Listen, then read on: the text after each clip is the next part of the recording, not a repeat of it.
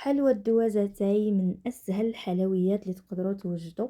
سهله بزاف في التحضير، المقادير ديالها بساط ومتوفرين في كل بيت، كتوجد بسرعه، ما كتاخذ لينا لا وقت لا والو، وكتجي زوينه بزاف. المذاق ديالها كيجي رائع، وحتى الشكل ديالها كيجي زوين.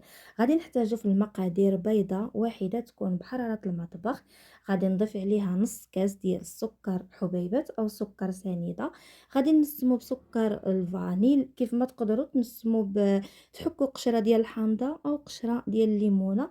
ضفت واحد القبيصه د الملحه وطربت هاد المكونات مزيان مع بعضياتهم. من بعد ضفت نص كاس ديال الزيت ومعلقه كبيره ديال الزبده اللي حتى هي تكون بدرجه حراره المطبخ.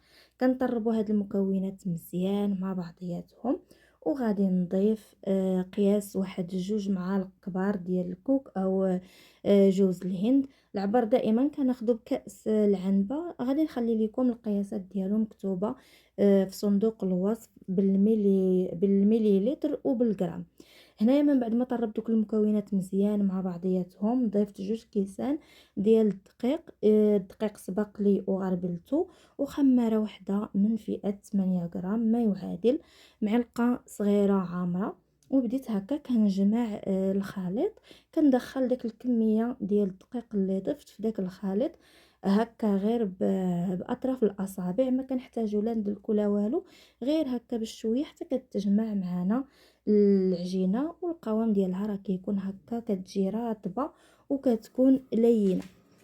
دابا غادي نضيف عليها جوج معالق كبار ديال الشوكولا فيرميسيل. هاد الاضافه هادي اختياريه، تقدروا ديروها كيف ما تقدروا تستغناو على هاد الفيرميسيل ما ديروهش. كندخلو هكا في داك العجينه وصافي، القوام ديالها النهائي كيكون على هاد الشكل هذا كيف ما كتشوفوا. دابا غادي ندوز نشكلها.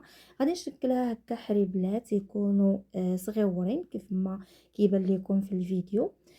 نحاولوا هكا نديروهم يكونوا مقادين كيف ما تقدروا ديروا الميزان هكا. الا خفتوا يعني يجيكم شي كبير شي صغير، كديروا الميزان باش هكا كيجيوكم كاملين في قد واحد.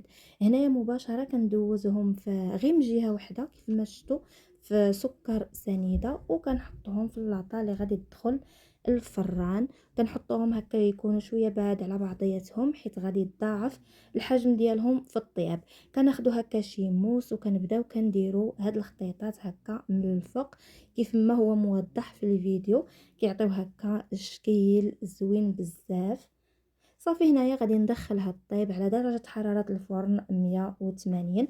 كطيب لينا من التحت في الاول، تحمر شوية، وكنطلعها الجهة الفوقية، كنشعل عليها الفوق تحمر وتاخد اللون، وكنخرجها.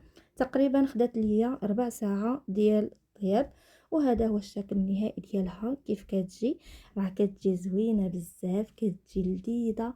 اكيد الا جربتوها غادي تعجبكم، وبالصحه والراحه.